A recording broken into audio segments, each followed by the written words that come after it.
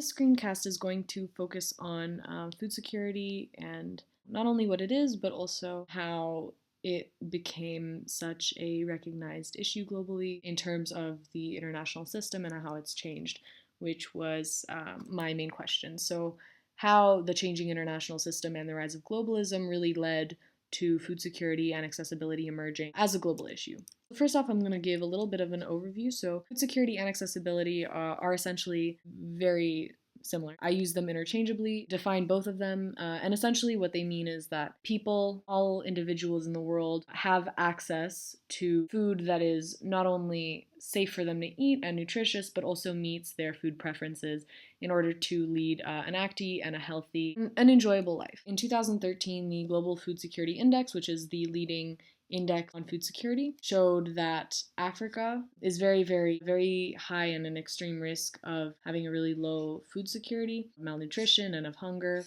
And so is Southeast Asia and the Middle East. Important events to note, these are going to be turning points and, really notable events in the international community that have led to this being such a global issue. Generally, these following events always take place in Rome, as they are run by the Food and Agricultural Organization by the United Nations. So they have four major outcomes that we're going to discuss, and those are the World Food Conference, the International Conference on Nutrition, the World Food Summit, and then 5 years later, the next World Food Summit, which we will talk about in the following slides.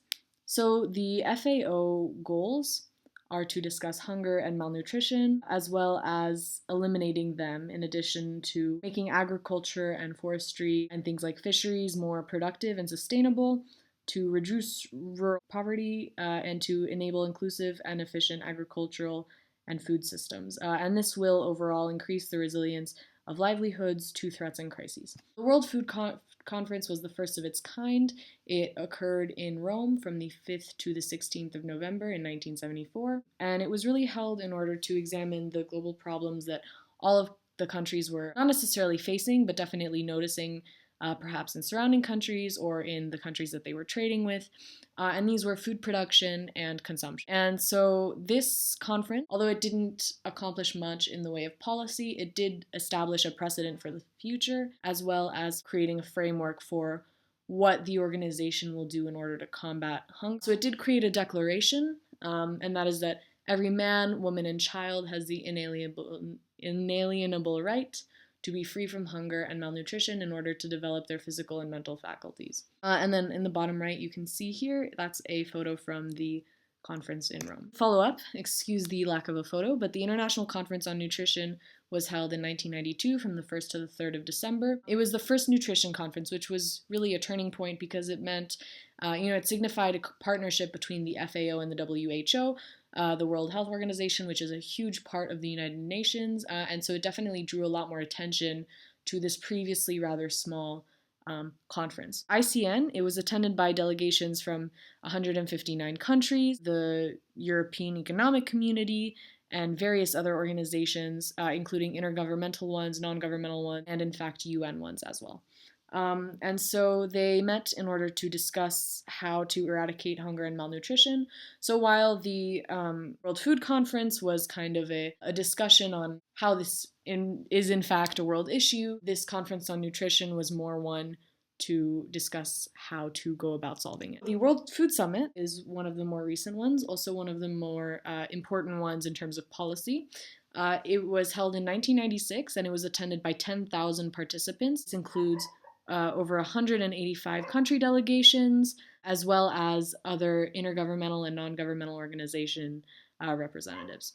And so they discussed the eradication of hunger and were able to come up with two major outcomes: the Rome Declaration on World Food Security and the World Food Summit Plan of Action. These were both adopted by over 112 heads or deputy heads of states and government, as well as more than 70 high-level representatives of other countries. So this means that there were almost 200 countries that adopted these two documents. And so what this did was really provide a framework for changes in country policies and programs in order to eradicate hunger and malnutrition. 5 years later, the World Food Summit was held again, and it was in order to examine the process made since the first World Food Summit. And it is 5 years later because they didn't implement those policies until after the summit occurred. And so they were finding that the goals were not being met. The WFS had meant for 22 million people to drop in terms of undernourishment, and actually they only had 6 million, which was still progress, but it was much slower than they had intended. And so they recognized that there was a real need for increase of not only political will, but also financial resources provided by countries and other organizations. And so the discussion was on, obviously, how they could achieve this goal, as well as to increase the resources for agricultural and rural development, as they believed that that's what would increase food security and things like that. And so the goal that they eventually came up with was to have the number of undernourished people by 2015. Sorry for that. So, and we are going to be focusing on Russia. And so, according to the Global Food Security Index, this was the 2016 model. It was ranked the 48th in the world in terms of food security, and that's after South Africa.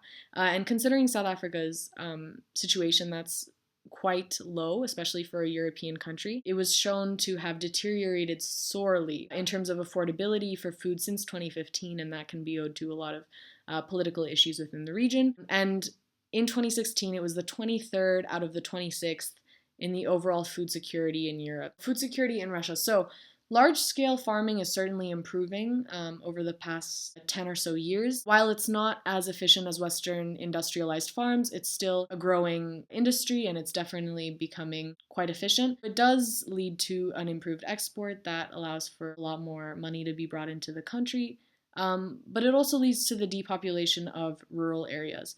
And so then we look into this idea of family-owned farms, which not only promote social, human, and ecological values, but it also maintains quality control because it's a smaller amount of land, as well as increased employment. And so to connect this back to the original question, it's important to remember that although food security is a global issue, it's certainly not one that can be managed only by global organizations such as the UN and the FAO and other sectors within that. And there needs to be cooperation not only at a state level, but also at a sub-state level in order to really maximize a country's potential for food production. It is important to remember that this idea of shared farms and family-owned farms and large-scale farming never would have been so hugely promoted in all countries had it not been for those 4 meetings that were involving the UN, because this brought to attention the fact that while certain Western countries may be doing well in terms of food security, there are many, many others that are not doing well. And so this ability for countries to cooperate with each other as globalization has allowed for is what really prompted an increase in resources and in support for food security globally. Because without that, then there would be certain countries that were very, very safe. Perhaps they have a lot of agricultural capabilities in terms of production, or perhaps they're just simply very wealthy and able to trade, but it would have left much of the world deep in starvation and malnutrition. And so because of this, the world has definitely managed to turn it around, as we see in Russia, whether that is through large-scale farming or family-owned farms, and whether it is because they're able to now trade with other countries for certain types of seeds, or simply to emulate their method of farming. For example, how Russia is trying to create a more efficient, large-scale type of a farm.